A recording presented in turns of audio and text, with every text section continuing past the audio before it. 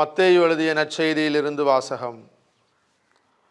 பேதுரு இயேசுவை அணுகி, ஆண்டவரே, என் சகோதரர் சகோதரிகளுள் ஒருவர் எனக்கு எதிராக பாவம் செய்து வந்தால் நான் எத்தனை முறை அவரை மன்னிக்க வேண்டும்? 7 முறை மட்டுமா என கேட்டார். அதற்கு இயேசு அவரிடம் கூறியது, 7 முறை மட்டுமல்ல, 70 தடவை 7 முறை என நான் உனக்கு சொல்கிறேன். விண்ணரசை பின்வரும் நிகழ்ச்சிக்கு ஒப்பிடலாம். அரசர் ஒருவர் தம் பணியாளர்களிடம் கணக்கு கேட்க விரும்பினார். அவர் கணக்கு பார்க்க தொடங்கிய பொழுது அவரிடம் 10,000 தாலந்து கடன்பட்ட ஒருவனை கொண்டு வந்தனர். அவன் பணத்தை திருப்பி கொடுக்க இயலாத நிலையில் இருந்தான். தலைவரோ அவனையும் அவன் மனைவி மக்களோடு அவனுக்குரிய உடைமைகள் யாவற்றையும் விற்று பணத்தை திருப்பி அடைக்க ஆணையிட்டார். உடனே அப்பணியாள் அவர் காலில் விழுந்து பணிந்து, என்னை பொறுத்தருள்க, எல்லாவற்றையும் உமக்கு திருப்பி தந்து விடுகிறேன் என்றான். அப்பணியாளரின் தலைவர் பரிவு கொண்டு அவனை விடுவித்து அவனது கடன் முழுவதையும் தள்ளுபடி செய்தார். ஆனால் அப்பணியாள் வெளியே சென்றதும் தன்னிடம் 100 தெனாரியம் கடன்பட்டிருந்த உடன்பணியாளர் ஒருவரை கண்டு, நீ பட்ட கடனை திருப்பித்தா என கூறி அவரை பிடித்து கழுத்தை நெரித்தான். உடனே அவருடைய உடன்பணியாளர் காலில் விழுந்து, என்னை பொறுத்தருள்க, நான் திருப்பி கொடுத்து விடுகிறேன் என்று அவனை கெஞ்சி கேட்டார். ஆனால் அவன் அதற்கு இசையாது கடனை திருப்பி அடைக்கும் வரை அவரை சிறையில் அடைத்தான். அவருடைய உடன்பணியாளர்கள் நடந்ததை கண்டபோது மிகவும் வருந்தி தலைவரிடம் போய் நடந்தவற்றை எல்லாம் விளக்கி கூறினார்கள். அப்போது தலைவர் அவனை வரவழைத்து, பொல்லாதவனே, நீ என்னை வேண்டிக் கொண்டதால் அந்த கடன் முழுவதையும் உனக்கு தள்ளுபடி செய்தேன்.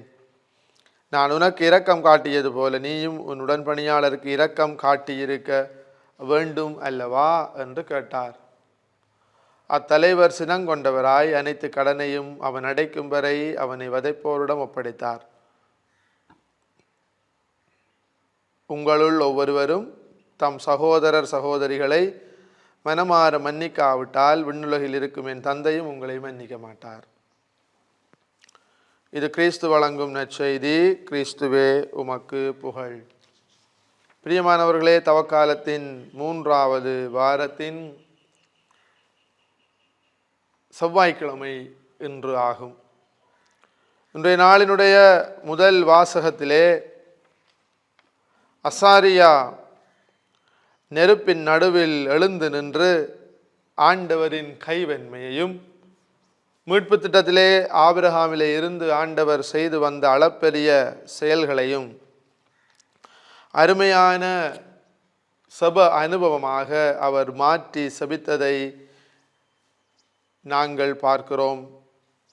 அத்தோடு நொறுங்கிய உள்ளமும் தாழ்வுற்ற மனமும் கொண்ட நாங்கள் ஏற்றுக்கொள்ளப்படுவோமாக என்று கடவுளுடைய கருணையை இறைஞ்சி மன்றாடிய அந்த மன்றாட்டு நமக்கு தரப்படுகிறது.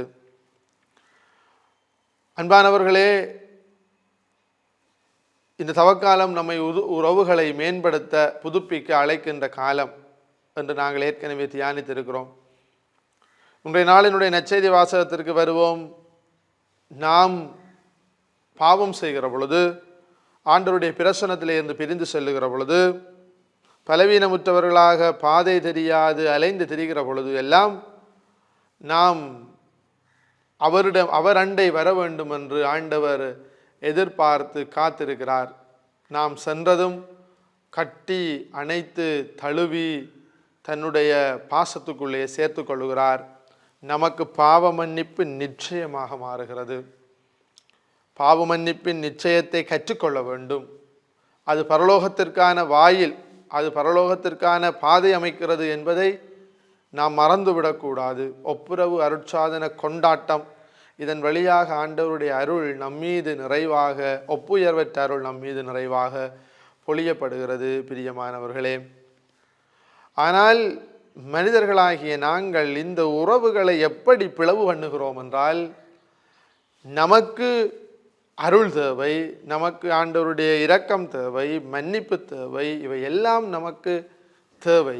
ஆனால் நம்மிடம் இருக்கிற இன்னும் ஒரு கூடாத பண்பு என்னவென்று சொன்னால், நான் பெற்ற அந்த ஆண்டவரிடமிருந்து பெற்றுக்கொண்ட மன்னிப்பை பிறரோடு பகிர்ந்து கொள்ள நாம் தயங்குகிறோம். இன்றைய நாளினுடைய நற்செய்தி வாசகம், பெற்றுக்கொண்ட மன்னிப்பை, அந்த கடன் தீர்ந்தது, அதை மற்றவனுக்கு கொடுக்க மறுத்து விடுகிறான். நாமும் அப்படித்தான் கடவுளிடமிருந்து பெற்றுக்கொள்ளுகிறோம், ஆனால் பிறருக்கு பகிர்ந்து கொள்வதில்லை. எங்கள் குற்றங்களை நீர் மன்னிப்பது போல, அல்ல பிறர் குற்றங்களை நாங்கள் மன்னிப்பது போல, எங்கள் குற்றங்களை நீர் மன்னித்தருளும் என்ற ஆண்டவருக்கு நம்மை உதாரணமாக காட்டுகிறோம். ஆனால் கடவுளிடமிருந்து பெற்றுக்கொண்ட மன்னிப்பை நாம் கொடுப்பதற்கு தயங்குகிறோம்.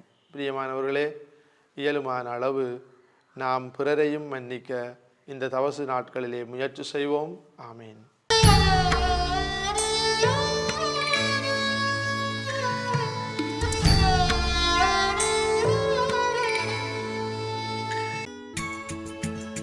ஹோலி மேடையில் புத்தம்புது நிகழ்ச்சிகளை உடனுக்குடன் பார்த்து மகிழ எமது ஃபேஸ்புக் மற்றும் யூடியூப் பக்கத்தை லைக் செய்யுங்கள்.